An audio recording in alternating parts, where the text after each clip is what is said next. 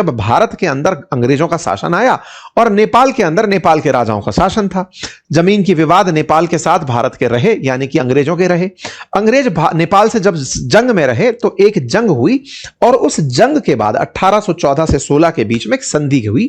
नेपाल और ब्रिटिशर्स के बीच की उस जंग में एक संधि गठित हुई जिसका नाम सुगौली की संधि रखा गया, जिसमें यह डिसाइड किया गया कि कौन सा क्षेत्र नेपाल का होगा और कौन सा भारत का होगा। एक तरह से सीमा निर्धारित कर दी गई। सीमा निर्धारित करने में यह कहा गया कि नेपाल के पश्चिम की तरफ बोले तो उत्तराखंड वाली साइड, नेपाल के पश्चिम बोले उत्तराखंड वाली साइड, यहां पर एक रिवर है जिसका नाम है काली रिवर। इस काली रिवर से लेकर के नेपाल के पूर्व साइड यानी कि आपके सिक्किम वाली साइड, यहां एक रिवर है जिसका नाम है मेची रिवर। तो बोले इन दोनों के बीच में नेपाल होगा। बोले ठीक बात है। ऐसे ही दक्षिण की तरफ यानी कि नेपाल के उत्तर की तरफ अगर चाइना पड़ता है तो दक्षिण की तरफ जहां बिहार वाली क्षेत्र है, यहां पर नारायणी रिवर, जिसे भारत में गंडक रिवर के नाम से जानते हैं, बोले वो वाली जो जगह है वो बॉर्डर बनेगी। तो रिवर्स के साथ नेपाल के बॉर्डर बांध दिए गए। सुगौली की संधि में जब यह बात कही गई कि भारत के साथ काली रिवर से पूर्व की तरफ नेपाल है, पश्चिम की तरफ भारत है, यहां तक तो कोई दिक्कत नहीं थी। दिक्कत हुई जब मैप पर आप जूम करके देखते हैं तो ये काली रिवर जो है ना, ये दो भागों से निकल कर आ रही है। यानी कि आप अप स्ट्रीम से देखें तो आप पाएंगे कि काली रिवर दो जगह से आ रही है। यानी समझिए कि एक मुख्य धारा में एक समानांतर धारा आकर के मिल रही है, सहायक रिवर आकर के मिलती है, ऐसा लगता है। यानी कि काली रिवर का ओरिजिन कहां है? तो भारत के हिसाब से अगर काला पानी से ओरिजिन है तो नेपाल के हिसाब से लिम्प्युधुरा से उसका ओरिजिन है। मतलब इस मैप को अगर आप ध्यान से देखें तो एक कॉर्नर जिस पर यह मेजर स्ट्रीम चलती हुई आ रही है वो लिम्प्युधुरा से चलती आ रही है। अगर सुगौली की संधि में लिम्प्युधुरा लिखा, सुगौली की संधि में काली नदी के पूर्व का क्षेत्र लिखा है, तो इनका मानना है कि जो मेन स्ट्रीम जा रही है, मुख्य धारा जो पानी की जा रही है, इस पानी के पूर्व का जो पूरा क्षेत्र है, इस पूर्व के क्षेत्र को नेपाल माना जाए। और भारत ने क्या किया, इस मुख्य धारा के जो साइड वाला जो पानी का जो क्षेत्र दिख रहा है, हल्का सा जो पानी आ रहा है, छोटी धारा जो आ रही है, यहां से पूर्व का क्षेत्र नेपाल का माना। अब ये एम्बिग्यूटी कैसे आई?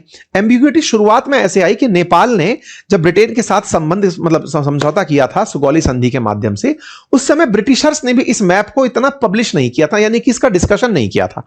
1860s के अराउंड ब्रिटिशर्स को यह समझ आया कि हमें यह क्लियर करना पड़ेगा कि हम लोग कहां से भारत का बॉर्डर मानेंगे।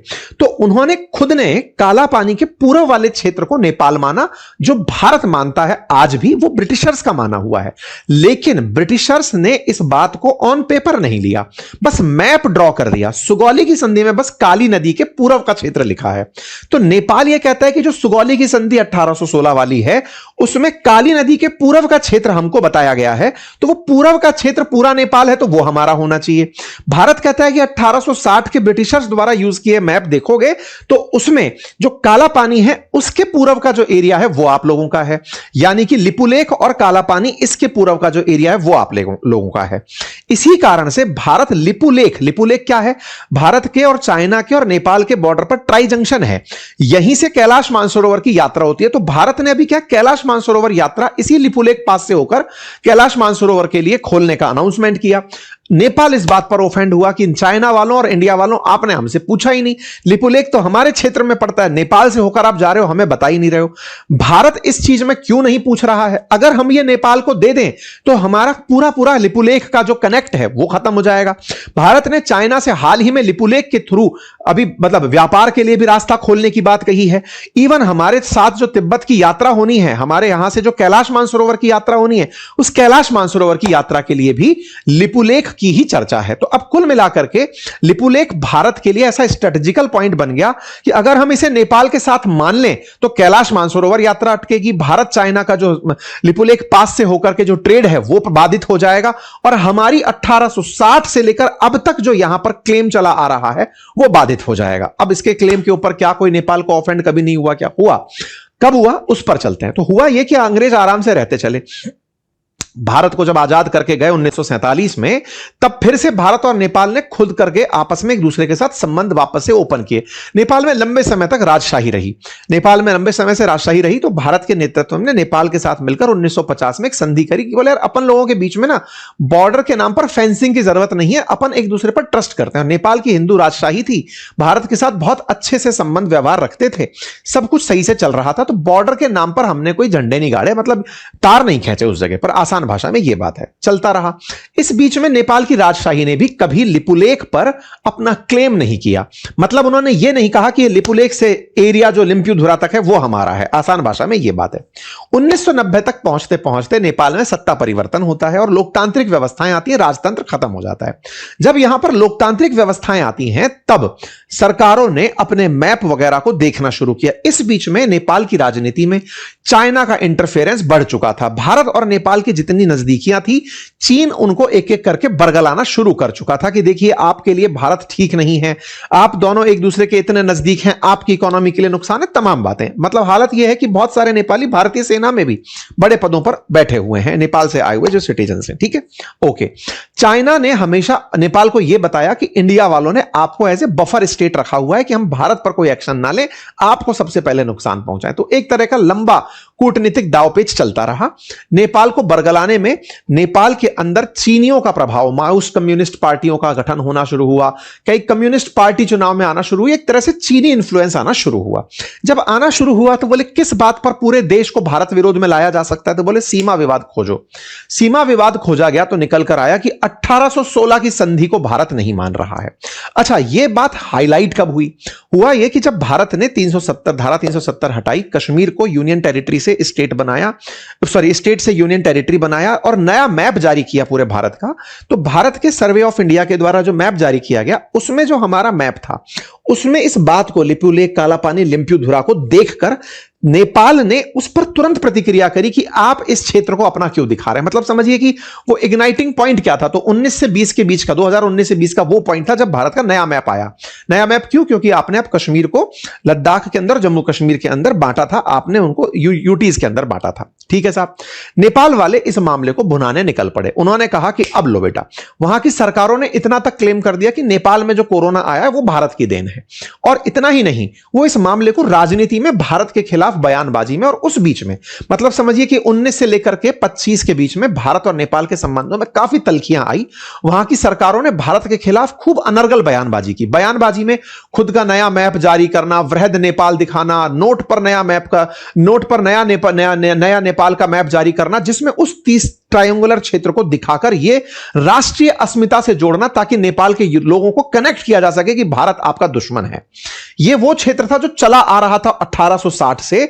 अब नेपाल आपका दुश्मन, भारत आपका दुश्मन, यह जो स्थिति पैदा की गई, भारत में भी कई तरह की बयानबाजी एंटी नेपाल हुई। मतलब 5 साल के अंदर बहुत ज्यादा गंध फैल गई। खैर, वो जो सरकारें गंध फैला रही थी वो फेल मारी, क्योंकि बहुत सारे लोगों ने ये समझा कि गलती हो रही है। उनकी गलतियां उनके भ्रष्टाचार में दिखाई देने लगी। सत्ता परिवर्तित हुई, जैन जी आंदोलन हुआ, स्वतः ही वो सरकारें खत्म हुई और बालेन शाह आए।